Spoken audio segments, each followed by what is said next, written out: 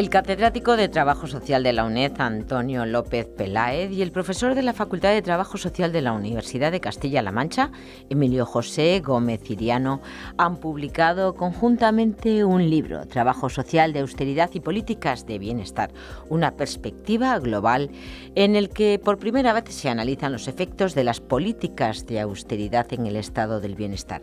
Se trata de un estudio comparado en 10 países. Tras una investigación rigurosa iniciada hace 2 años, este texto examina el impacto de las consecuencias de la crisis económica de 2008 en el trabajo social y los sistemas de bienestar. Describe un nuevo entorno de austeridad en el que la reducción del compromiso del Gobierno para abordar la desigualdad y la pobreza se acompaña de enfoques cada vez más punitivos del bienestar. Los autores presentan perspectivas de 10 países diferentes que exploran los desafíos que los trabajadores sociales individuales y la profesión enfrentan en general. El libro sostiene que el trabajo social debe mantener y fortalecer su compromiso con los principios clave de la justicia social frente a un periodo prolongado de reducción de la asistencia social y ataques contra el Estado social.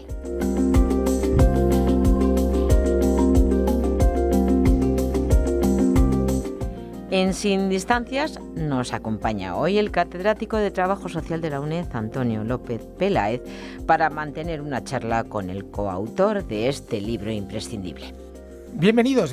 Estamos aquí otra vez en estos debates, en estas tertulias de la UNED, en estos programas de radio maravillosos donde os ofrecemos algo que es muy importante y que a veces uno no encuentra ni en otros entornos, que es una reflexión pausada, meditada, interesante, dialógica sobre temas que nos interesan a todos, ¿no? Dentro de la programación de trabajo social, pues bueno, y dentro de mi ámbito de especialización, pues queremos presentaros hoy nuestro último libro que es el resultado de un proyecto de investigación largo, de un par de años, y donde hemos intentado hablar de algo que estáis viendo todos los días en los medios de comunicación, en las noticias. ¿Qué pasa con las políticas de austeridad? ¿Qué pasa cuando parece que llevamos ya 4 años con un crecimiento, alejándonos de la crisis, creciendo de nuevo? ¿Qué pasa con las asimetrías de nuestras políticas sociales? ¿Qué pasa con las prácticas, las buenas prácticas que podemos introducir en los servicios sociales? Y sobre todo, ¿qué pasa en una perspectiva comparada? Porque claro, podemos aprender de otros países. Estas políticas de austeridad no son ya algo de la crisis, sino que se convierte en una especie de política de la identidad. Estamos ya siempre teniendo que ser austeros. ¿Cómo es ese austero? ¿A quién afecta? ¿A quién no afecta? Y entonces, dentro de nuestro grupo de investigación, con la ayuda del profesor Emilio José Gómez Ciriano, que está aquí, que es un profesor de Castilla-La Mancha, ya acreditado de profesor titular de Trabajo Social y Servicios Sociales, organizamos este libro que es un análisis comparado en 10 países sobre el bienestar. Y antes de darle paso a Emilio, que está aquí conmigo, pues os quería contar el inicio de la idea, ¿no? En el año 2014 organizé una conferencia internacional, que también hay un programa de radio de la UNED sobre ella, sobre el declive de las clases medias, y cuando la organizábamos aquí en España, pues los socios asiáticos pues no estaban de acuerdo con que estuvieran en declive. Y entonces al final en el título pusimos una interrogación. ¿Están las clases medias en declive? Y es bueno la perspectiva global para ver cómo se aplica en unos países y en otros, qué buenas prácticas podemos abordar y cómo nos podemos situar en un contexto para una profesión como el trabajo social, que es una profesión global, con organizaciones internacionales, cómo podemos nosotros abordar los retos del presente, ¿no? Y para ello pues tenemos aquí a Emilio. Así que Emilio, muchas gracias por estar aquí con nosotros.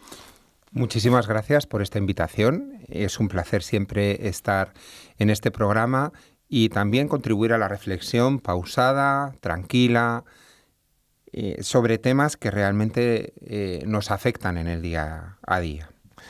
Muy bien, el profesor Emilio José Ciriano es profesor en Castilla-La Mancha, también es una muy buena universidad, la Universidad de Castilla-La Mancha. Hombre, a nosotros nos gusta la UNED, pero nos encanta de Castilla-La Mancha. Y entonces, pues la primera pregunta que quería verle, porque es coeditor del libro conmigo, es él cómo ve las políticas de austeridad. ¿Qué reflexión así para nuestros estudiantes que nos acerca? ¿Qué es una política de austeridad? Bueno, la política de austeridad es una respuesta a una situación de necesidad que viene aumentada desde un contexto de crisis económica que se produce. Eso genera situaciones de necesidad que afectan fundamentalmente a los colectivos más vulnerables y se produce un conflicto. El conflicto es entre cómo gestionar los recursos para dar respuesta a esas necesidades y las limitaciones presupuestarias que el propio contexto de crisis establece no hay tanto dinero para gastar, hay una necesidad que aumenta y, por tanto, priorizar las respuestas a las situaciones de necesidad en un contexto complejo se convierte en una opción política. La austeridad no es una respuesta per se, es una respuesta que viene desde una opción concreta. Hay que recortar, se dice desde los poderes públicos, porque no hay dinero para satisfacer las necesidades como antes se satisfacía. Este es un concepto no pacífico, es cuestionado. Es que yo te escucho con atención y yo pienso que no es lo mismo austeridad que buen gobierno. O sea, que nosotros podemos decir, usted tiene que tener transparencia en las cuentas, tiene que ejercer bien, tiene que elegir bien los colectivos de población, los grupos vulnerables, a los que usted quiere apoyar, en los que usted quiere intervenir. Pero eso no significa... digamos que con el concepto de austeridad se nos cuela otra cosa, que es la necesidad de reducir sistemáticamente respecto a una situación ideal que tampoco en el pasado se ha dado, porque tampoco ha habido en el caso de España, que estamos 10 puntos por debajo de inversión en servicios sociales respecto al resto de Europa, nunca ha habido una situación extremadamente boyante, ¿no? No, lo que pasa es que hemos desarrollado nuestro modelo del bienestar desde unas claves de universalidad, de normalización, de equidad y extensivo. Es decir, nuestro modelo de bienestar social es un modelo universalista, que no se centra fundamentalmente en unos colectivos más vulnerables, sino que es susceptible de ser extendido a toda la población. Entonces ya se produce ahí un dilema. Cuando las políticas de austeridad entran en el ámbito de del modelo de bienestar, la cuestión es, ¿apostamos por la universalidad o apostamos por privilegiar determinados grupos que están en una situación de mayor necesidad? Focalizamos nuestro interés, focalizamos nuestras prioridades presupuestarias. Esta es una decisión política, efectivamente. Es decir, justo en un momento en el que hay más necesidad, las políticas de austeridad tienen que centrarse en el modelo de bienestar, o desde esa clave de buen gobierno que estabas comentando puede haber otras prioridades, por ejemplo, combatir la corrupción, combatir la evasión fiscal, que te pueden permitir no dejar de gastar dinero público en esa necesidad que se ha visto aumentada y, sin embargo, recuperar ese dinero de otras vías, ¿no? Esa también es una decisión política. Claro, yo aquí, a mí me gusta pensar que estamos en sistemas complejos, ¿no? Y no solamente es pensar, no sé qué piensas tú de esto, pero yo le doy vueltas al tema de que, decimos, hay necesidades, tenemos menos recursos, ¿cómo elegimos? Pero lo que yo creo es que las necesidades no son fijas, sino que van aumentando. Es decir, que las personas cada vez pedimos una estructura más amable para ejercer nuestros derechos de ciudadanos. Por ejemplo, hace 40 años no teníamos la prioridad de la accesibilidad o del diseño universal para todos que tenemos hoy en día en las calles, ¿no? Hace 20 años pues no teníamos algunas demandas que hoy consideramos prácticamente sustanciales. Entonces, no solamente es el problema de tengo fondos, tengo necesidades como reparto, sino que el conjunto de necesidades, por un lado, se universalizan, abarcan a toda la población, pero por otro lado aumentan en número. Y en complejidad. Y en complejidad, porque nuevas demandas. Y por lo tanto, en sociedades tan súper diversas, que es un tema que tú has estudiado mucho, tan súper diversas, donde aumenta la longevidad, donde aumentan las diferencias de opciones vitales, sexuales, donde aumenta la complejidad de las trayectorias profesionales también, ¿no? Es que, claro, al final, yo creo que esa búsqueda del equilibrio se hace muy difícil, porque lo que hay que redefinir es cómo se gestiona, cómo uno aborda un conjunto de necesidades en proceso de universalización, abarca más población, y en proceso de expansión en el número de necesidades, ¿no? Y yo creo que desde ahí, lo que tú comentabas antes, de estar atento a las necesidades, a la complejidad de las necesidades, a los matices que cada una de esas necesidades presenta, es un ejercicio saludable y adecuado para ser realmente eficiente en las respuestas a las necesidades, ¿no? Eso es muy importante. Y también, desde el libro que hemos coordinado, yo creo que hay una clave muy importante. Lo hacemos desde la figura del trabajo social, ¿no? El trabajo social, que es una profesión y es una disciplina académica, tal y como dice la Federación Internacional de Trabajadores Sociales, que lo que pretende es, de alguna manera, apostar por la dignidad de la persona y salir al paso de los desequilibrios existentes, favoreciendo la transformación social. Es muy interesante cómo en esos contextos de austeridad que hemos planteado, las diferencias entre los distintos países son claras, la manera de abordarlas también, cada uno tiene sus matices, y el trabajo social entra en esta situación, ¿no? Como una disciplina que se tiene que estar permanentemente reinventando en estos contextos de austeridad para dar respuesta a las situaciones de necesidad. pero al mismo tiempo que tiene que reinventar su actividad, también, y eso conecta con lo que has comentado antes de la identidad, también la identidad del trabajo social como profesión se ve en entredicho. En algunos países que hemos trabajado, que aparecen en el libro reflejados en sus capítulos, pues se ve cómo aparecen nuevas vías de respuesta a las necesidades sociales. Por ejemplo, en el Reino Unido, los llamados frontline social workers. Es decir, trabajadores sociales de primera línea, que lo que intentan fundamentalmente es responder a las necesidades sociales que se van presentando sin cuestionar de ninguna manera el modelo, si no es necesario dar respuestas a las necesidades y responder. Esto es polémico y esto es nuevo.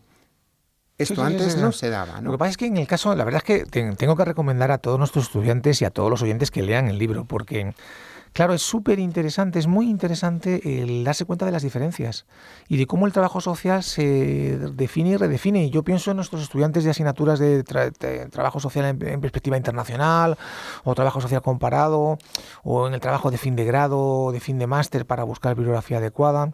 Es que van a encontrar aquí un conjunto de referencias muy importantes. Todos nuestros estudiantes que tienen que tener al final un B1 para tener el título universitario, el libro está en inglés, con lo cual van a tener la facilidad en un inglés magnífico a hablar y entender sobre su profesión. En vez de leer otras cosas, pues leer cosas en inglés, pero de trabajo social, que te sirva para trabajar.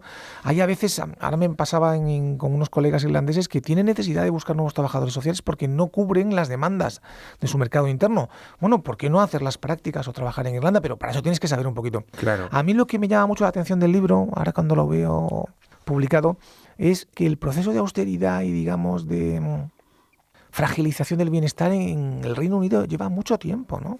Si tomamos el Reino Unido como referencia, tanto en el prólogo de Hugh como con su buen amigo, como en el capítulo de Ian Cummins, es que realmente, no sé si es el modelo ahora con el Brexit, pero desde luego lleva un largo proceso de, digamos, de deterioro, ¿no? ¿Podría definirse así? Podría definirse así. Este deterioro del modelo del bienestar lo que ha provocado, en primer lugar, ha sido una desvinculación de las clases medias respecto del modelo, ¿no?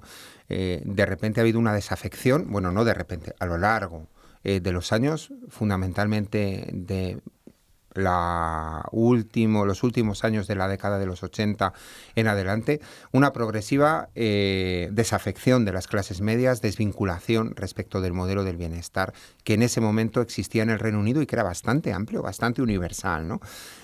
Y esa desafección ha llegado a un punto máximo en este tiempo en el que estamos, ¿no? Ya no se considera que el modelo del bienestar sea una parte de la ciudadanía social, como por ejemplo decía Marshall en su obra Ciudadanía y Clase Social, sino que es algo de los pobres, ¿no? Es algo de los pobres y por tanto hay que vigilar muy bien para que no hagan mal uso del modelo del bienestar. Sí, esto es un ejemplo de hasta dónde se puede llegar, ¿no? Es un ejemplo además que coincide en ese proceso de, digámoslo así, porque por un lado eso es cierto y por otro lado el Reino Unido, como pasa con España, Portugal, Italia, el grado de trabajo social es un grado universitario superior, hay doctorado en trabajo social, hay máster en trabajo social, cosa que en Francia o en Alemania son titulaciones de segundo ciclo de FP, poco más. Holanda, y entonces claro, aquí tenemos nosotros que por un lado académicamente está bien constituido en el mundo anglosajón y en el mundo latino. Grecia yo creo que también es como nosotros, tienen grado y doctorado, pero en la práctica hay un proceso porque los capítulos de Portugal y de Italia también nos ponen sobre la mesa este proceso, ¿no? De asignación como solución última respecto a colectivos muy desfavorecidos y por lo tanto de pérdida de legitimidad en el sentido de que, claro, lo que se trata es de proteger a toda la población y de que los servicios sociales sean universales. Claro, yo creo que la riqueza de este libro está en que hemos visto, o sea, podemos ver la meta a la que se puede llegar cuando se produce la total desafección de los ciudadanos respecto del estado del bienestar. Se puede ver el proceso de debate que está surgiendo en algunos países respecto a esta idea y se puede ver también los momentos iniciales. Es decir, este libro aporta una triple perspectiva, una perspectiva holística porque recoge varios países y varias sensibilidades, una perspectiva diacrónica porque en cada uno de los países los capítulos se han venido realizando desde una mirada histórica y una mirada comparada. retirada. Es decir, es muy interesante. Entonces, desde ahí podemos ver procesos, desde ahí podemos ver similitudes. Cuando hablabas antes de Italia, de Portugal, es que, por ejemplo, España, Grecia y Portugal tienen procesos muy, muy parecidos. O sea, de salida de dictaduras, de comienzo tardío del estado del bienestar, de justo expansión del estado del bienestar cuando otros países que tienen más experiencia lo están retrayendo, ese diálogo que se produce. Entonces, bueno, pues es muy curioso, ¿no? Es decir, los 3 países mediterráneos desarrollan modelos familistas del estado del bienestar, que son los modelos continentales con una especificidad en el que la familia juega un papel muy importante, y los otros países ya están en franca retirada, ¿no? Hablan del estado del bienestar activo. Además es que es simpático porque montamos unos modelos familistas en los últimos 30 años cuando prácticamente aquí las familias desaparecen. Bueno, o sea, tenemos la tasa de natalidad más baja del mundo, tenemos unas dificultades enormes para gestionar las nuevas generaciones de jubilados y jubiladas, de pensionistas, y sin embargo, claro, todo el modelo se ha montado sobre un tipo de familia que era cierta, que existía en los años 80, pero que está en un proceso de cambio muy acelerado, ¿no? En el caso español, un proceso de cambio quizás muy acelerado. Porque el capítulo, por ejemplo, sobre Griega también influye mucho en todo este mecanismo de cómo al final el trabajo social puede ser en parte también un mecanismo disciplinario del propio Estado, un mecanismo disciplinario de ajuste, por decirlo así, como de ajuste de políticas, de ajuste de recursos, de ajuste de cuentas. Sí. Y en el caso español, bueno, el capítulo que hemos hecho tú y yo, que también recomiendo a todos que se lo lean, pues la verdad... Sin duda uno de los más brillantes. Está muy bien, y la introducción también está muy bien. Pues ahí lo que analizamos es, en España no hemos llegado a este proceso, yo creo que la propia descentralización ha llevado a que incluso algunas comunidades autónomas se quieran caracterizar por una protección muy grande, ¿no? Pienso, por ejemplo, en los magníficos resultados que tienen tanto Andalucía como la Junta de Castilla y León en lo que es la aplicación de la ley de la dependencia y la protección a las personas mayores, que salen siempre las primeras de los rankings. Castilla-La Mancha también. Y Castilla-La Mancha, de los rankings de la Asociación de Directores y Gerentes de Servicios Sociales, estos estudios que publican todos los años, que también recomiendo que se lean. Pues ahí tienen ustedes información sobre cómo se van gestionando los modelos. Yo creo que aquí nosotros todavía no hemos llegado a este nivel, pero a veces uno cuando ve lo que tú dices, ¿no? Ve el caso griego, ve el caso italiano, ve el caso... Pues piensa sobre ello. Y después tenemos los otros casos del otro lado del mundo, ¿no? De Nepal, de Hong Kong, que son bien curiosos ahora que están viendo todos ustedes noticias sobre Hong Kong y tal. Bueno, tiene un sistema derivado de que ha sido colonia británica de trabajo social particular que merece la pena ser estudiado. Y además puedes ver las conexiones que hay. A mí una de las cosas que más me llamó la atención cuando estuvimos revisando los capítulos fue que puedes encontrar similitudes entre el modelo familista de los países mediterráneos y el peso tan importante que tiene la familia en Hong Kong, por ejemplo. Muy interesante, ¿no? Es verdad... esa paradoja que comentabas, ¿no? Es decir, en países en los que el estado del bienestar ha ido progresando, se ha ido avanzando a la defamilización, que es decir, que la familia tenga menos peso, y la decomodificación, es decir, que cada vez más el mercado tenga menos espacio, ¿no? Pero cambian los modelos del bienestar, el mercado tiene más espacio y en países como los mediterráneos la familia culturalmente ha tenido un peso muy, muy relevante. Entonces, en España... se da el caso que culturalmente la familia ha seguido y sigue jugando un papel muy importante, pero como decía el otro día el informe FOESA, se va resintiendo el vínculo de solidaridad poco a poco. ¿Por qué se va resintiendo el vínculo de solidaridad que era tan fuerte, ¿no? Y que antes en la crisis de los años 90, pues si la crisis de los años 90 fue superada, de alguna manera fue por el gran peso de las familias y por la estructura del mercado de trabajo, que era un mercado mucho menos flexibilizado que ahora, ¿no? Antes era un mercado de trabajo mucho más rígido, en el que despedir a una persona era mucho más caro y las familias siempre, de alguna manera, tenían otra estructura. Ahora tenemos estructuras familiares distintas, tenemos estructuras laborales distintas y... obviamente eso tiene su repercusión en el peso de nuestro modelo familista del estado del bienestar. Eso es una cosa que, sobre todo la gente joven, pero también la mayor, todos los que estudias en la UNED, ¿no? Y los que nos escuchan simplemente por placer, ¿no? Por interés. España es uno de los países donde la población mayor de 65 años ahorra menos porque transfiere rentas a las generaciones más jóvenes. Pero es verdad que estos vínculos se van rompiendo y sobre todo lo que es más difícil es reproducir algo que era claro en los años 60 y 80 y era la capacidad de cuidado de la familia respecto a los mayores, no respecto a los jóvenes. Yo creo que nuestros jóvenes están protegidos por sus familias, pero los mayores cada vez es más difícil porque hay una longevidad extrema y porque las situaciones de dependencia graves, las situaciones pues de una larga enfermedad con demencia senil, con Alzheimer, con inmovilidad, pues una familia no puede soportarlo porque la mujer o el hijo o la hija de 50, 55, 60 años tienen también su trabajo, no tienen capacidad física, son enfermedades y deterioros muy demandantes en cuidados intensivos.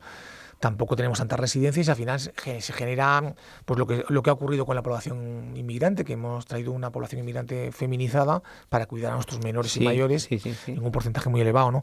Pero ahí sí que los vínculos de solidaridad es que la propia estructura de la familia los hacen más imposibles, porque solamente una persona de 50 para cuidar a dos mayores de 80 lo tiene difícil. Claro, y además una de las consecuencias de las políticas de austeridad ha sido también el recorte en las prestaciones por dependencia. Es decir, se han dejado los niveles de dependencia más agudos, más graves, pero las dependencias moderadas, leves, pues han estado retrasadas en su financiación, ¿no? Entonces, entre eso y que tardaba mucho por razones burocráticas las respuestas a las situaciones de dependencia, ha provocado que mucha gente, cuando le llegaba la carta de que se le aceptaba la ayuda por dependencia, ya se había muerto. Claro. A la vez, para los que nos escuchan, ¿no? También tenemos en cuenta no solamente Asia y Europa, sino América, ¿no?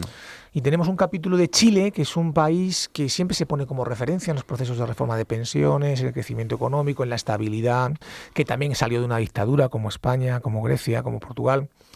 Y bueno, ha hecho una transición interesante, y ahí también la catedrática que escribe el capítulo pues muestra las dos caras, ¿no?, de la moneda del proceso chileno en el ámbito del trabajo social. Y después tenemos el caso norteamericano, que es bien curioso porque además ahí trata de algunos temas que son inusuales en otros lados. Cuando hablamos de los grupos de riesgo, por ejemplo, allí tienen un grupo de riesgo que son los veteranos, y en Estados Unidos, por ejemplo, ahora mismo pues hay una cantidad de fondos impresionantes para todo lo que es el trabajo con veteranos, que no tienen, sin embargo, en otros países, ¿no? Porque yo, en el caso español, desconozco que haya trabajadores sociales en el ejército o trabajando para el ejército, pero de hecho en Estados Unidos digamos que es una especialización ahora mismo muy interesante. Sí, tanto el capítulo de Chile como el capítulo de Estados Unidos nos dan unas perspectivas muy interesantes para comparar, ¿no? El caso de Chile, como tú decías, Chile es un país que hace una transición a la democracia, pero que mantiene en el ámbito de lo social una fuerte presencia del mercado en toda la provisión de las necesidades sociales. Entonces, los gobiernos democráticos lo que intentan es invertir más recursos públicos para que el mercado tenga una presencia menos aguda, es decir, empezar a proteger a las personas desde el gasto social, ¿no? Y eso, ¿cómo afecta a la figura del trabajador social? ¿Cómo poder ser trabajador social en ese contexto, ¿no? A mí me parece que la reflexión de Chile da una luz muy interesante sobre un país muy particular de América Latina, que además fue llamado el jaguar de América Latina por su alto crecimiento económico, ¿verdad? Pero, sin embargo, la distribución de la renta era de las más inequitativas del continente. Y muy interesante también porque aborda un ámbito hasta ahora, ¿no?, poco tratado, que es el tema de los veteranos, efectivamente, el cuidado de las personas mayores, los veteranos de guerra, cómo trabajar esa situación entre... Bueno, pues desde el trabajo social y qué cuestionamientos se plantean desde una perspectiva además pues muy progresista, ¿no? Muy desde la misma clave que el trabajo social europeo, ¿no? Las cuestiones que se plantean en algunos casos son muy similares. Eso es muy interesante porque yo lo pienso, ¿no? Para mí la mayor diferencia del trabajo social norteamericano y el europeo es que allí te puedes especializar en trabajo social y salud mental, en terapia, y los seguros médicos te pagan. Los seguros te pagan tus sesiones de terapia con trabajadores sociales. Muchas veces nuestros problemas no son problemas que se deriven de un cuadro agudo de trastorno psicológico que necesita la intervención de un psicólogo o psicóloga, de un psiquiatra o una psiquiatra, con todo nuestro respeto para profesiones hermanas como son estas, sino que tiene que ver mucho más con cuestiones relacionales, con la capacidad de tener hábitos de comportamiento adecuados, con la capacidad de gestionar los conflictos, con la capacidad de gestionar las propias trayectorias vitales, con la capacidad de gestionar los momentos de subida y bajada anímicos. Y ahí el trabajo social tiene muchas virtudes, ¿no? Y de hecho en Estados Unidos la mayor parte de los estudiantes ahora mismo de los másteres, el 80%, están yendo a esa especialización terapéutico-sanitaria, y muchas facultades de trabajo social en Estados Unidos están en college que son de salud, ¿no? De salud, vinculados a otras profesiones de la salud como la enfermería o la fisioterapia.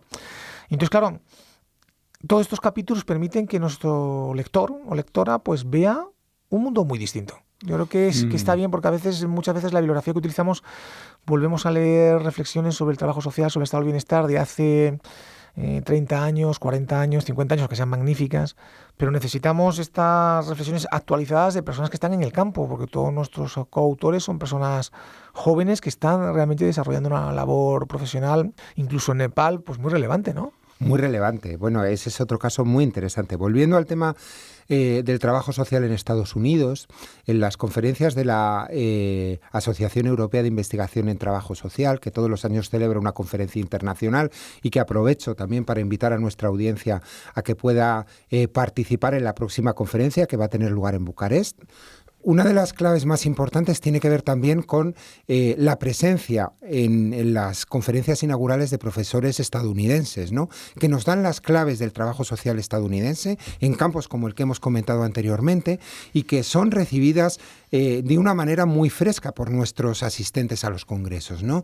De repente les extraña, de repente les parece innovador este tipo de trabajo social muy focalizado en el ámbito sanitario, muy focalizado en el ámbito de las personas mayores. Y es que ese es otro debate también, el trabajo social sociosanitario en España, ¿cómo está, ¿no? ¿Hasta dónde está avanzando? Por ejemplo, nuestros trabajadores y trabajadoras sociales que están en los centros de salud, que no son considerados... Pero en nuestro caso, estamos peleando en el ámbito de trabajo social porque se ha reconocido como profesión sanitaria, pero también es cierto que es un ámbito de trabajo en torno a prestaciones, coordinación y digamos, enlace con los servicios sociales, pero no tanto con lo que es el ámbito de la terapia o la intervención. Luego. En Estados Unidos el proceso ha sido que el trabajo social comunitario y de grupos digamos que ha perdido peso, entre otras cosas porque los programas federales no financian ya el trabajo comunitario desde los años 85-90, por lo cual ha caído esa especialización, siendo casi habiendo escrito muchísimo sobre este tema del trabajo social comunitario en Estados Unidos y habiendo auténticas programas brillantísimos, pero ya han desaparecido. Ustedes miran el programa de la School of Social Welfare de Berkeley, no van a ver nada de especialización en trabajo social comunitario, una asignatura como máximo, pero ni tan siquiera esto. Pero han surgido estas otras especializaciones, ¿no? Muy vinculadas también a una concepción de la ayuda individualizada, ¿no? Uno va... Y claro, por otra parte hay otra parte que aquí nosotros hablamos también, ¿no? Que todo esto se redefine en un contexto que está cambiando, que es el de la sociedad digital, ¿no? Que es el de la sociedad donde sí que hay comunidades virtuales, donde sí tenemos mecanismos de ayuda, donde tenemos que abrirnos. Y ahí en el capítulo español, que les voy a recomendar que lo lean, pues hablamos un poquito de esta necesidad de coordinación, de incorporación de nuevas tecnologías y de abrir un espacio distinto para afrontar estos procesos de austeridad con una mirada abierta, ¿no? Uh-huh. Y desde una permanente actitud de reinventarse, ¿no? Yo creo que es muy importante que el trabajo social se reinvente, se abra y se desinstale, ¿no? De muchas inercias paralizantes que ha tenido hasta ahora, ¿no? Es decir, la apertura al mundo digital, la desburocratización, sin que eso suponga una falta de atención y una pérdida de intensidad en los cuidados. Yo creo que es un gran reto para el trabajo social. Incluso se puede llegar más lejos en el compromiso social y en la transformación social desde esta mirada inquieta, ¿no? Que te desestabiliza, que te saca de tus espacios de confort y te anima a ver nuevos espacios. Y el tema de Nepal es muy interesante. Cuando decíamos al principio lo de la mirada diacrónica, ¿no?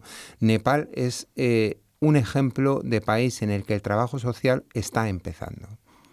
Entonces, recoge toda la tradición de ya países y culturas que tienen una manera de entender el trabajo social y, sin embargo, pugna por definir el trabajo social desde su propia cosmovisión, desde sus propios parámetros y darle su propia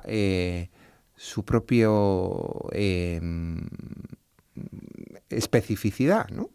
Entonces, el artículo de Bala Niku, es un ejemplo de cómo se puede empezar a poner en marcha el trabajo social como profesión y como disciplina en un país en el que la democracia acaba de llegar, ¿no? Nepal pasó de una monarquía absoluta a una democracia, ha pasado por un proceso de transición y el trabajo social aterriza ahí. ¿Cómo trabajar? Y además entre una cultura muy diferente a la nuestra, ¿no? Porque yo también pienso a veces que en estos países nos sirve para comparar los modelos, ¿no? ¿Cómo se construye el trabajo social desde una cultura que no es europea? ¿Cómo se construye el trabajo social desde una idea de la igualdad, la fraternidad, los derechos que, asumiendo la Declaración de Derechos Humanos de la ONU, pero que al final se incardina en una forma distinta, ¿no? El caso de la India, con sus enormes diferencias, ¿no? ¿Cómo se ve esto, ¿no? Y realmente el caso de Nepal permite que nuestros lectores pues se den de bruces con un proceso nuevo de institucionalización del trabajo social. Claro, y no solamente en eso, no tenemos capítulos de África, pero es muy interesante cómo en África el trabajo social está intentando romper vínculos con esa mirada tan anglosajona del trabajo social, ¿no? Porque no es solamente una mirada occidental, es una mirada anglosajona. Es decir, los referentes del trabajo social histórico están en el Reino Unido y en los Estados Unidos. Está Mary Richmond y está Jane Addams, que desde luego fueron unas mujeres visionarias, innovadoras, icónicas en el trabajo social y que fueron muy transformadoras. Pero claro, ¿esto cómo se traduce en países? Pero y hoy en día siguen teniendo las principales revistas, los principales financiación. Digamos que es un mundo fundamentalmente anglosajón. En el fondo del asunto, ¿no? Bueno, anglosajón vinculado con la tradición europea de los derechos humanos, o sea que no es un planeta aparte para nosotros, pero sí que es verdad que tiene su especificidad, claro. Claro, entonces, ¿cómo aterrizar esto desde las distintas culturas, desde las maneras distintas de entender la vida, ¿no? La verdad es que nosotros, para finalizar nuestro programa, la verdad es que es importante, no sé, aquí el profesor Emilio José, que además es secretario de comunicación de la EUSRA, la Asociación Europea de Investigación en Trabajo Social, o sea que es una personalidad, pues viaja mucho. Yo viajo lo que puedo, ¿no? Pero la verdad es que viajar amplía el horizonte, da libertad. Estuve dando un seminario en Japón el julio pasado, hace un año, en varias universidades, y la verdad es que la forma de abordar los problemas, la mentalidad, las referencias, viajar nos abre la mente. Entonces, no sé si ustedes pueden viajar mucho o poco, pero con este libro pueden viajar. Desde luego. Pueden viajar, pueden comparar entre países, pueden mirarlo en otro idioma, pueden utilizarlo como referencias, porque todas las referencias son súper actuales. Necesitamos en trabajo social además estudios. Cuando quieran hablar a ustedes del estado del bienestar, no hace falta, tienen que citar a Spingarn, pero escribió el libro hace 45 años. Desde luego. Tienen ustedes que moverse, como le pasa a cualquiera, hacia lo más innovador. Y en eso de lo más innovador, pues en la UNED estamos siempre ofreciéndoles a ustedes pues lo mejor. Así que muchas gracias, Emilio. Muchas gracias. Este libro tiene un peligro, que es que te puede desinstalar, te puede descolocar, te puede ayudar a mirar más adelante. Y ese es el peligro bueno que tiene este libro. Es decir, que te invita a viajar y que te puede cuestionar cosas que has venido haciendo y que probablemente necesites, como académico, como profesional, pues transformar y darles otro aire, ¿no? Desde luego es una belleza e invitamos a nuestra audiencia, a nuestros estudiantes, a que se acerquen al libro, que lo lean con cariño y que se dejen interrogar por algunas de las cuestiones que plantea. Bueno, pues ya lo saben ustedes, pueden viajar con el libro, pueden viajar con la UNED y pueden además aprender a ser valientes y mirar el mundo de manera distinta, de manera comparada, porque somos ciudadanos del siglo XXI. Así que muchas gracias por escucharnos, aquí tienen siempre su casa y, por favor, lean el libro. Un abrazo.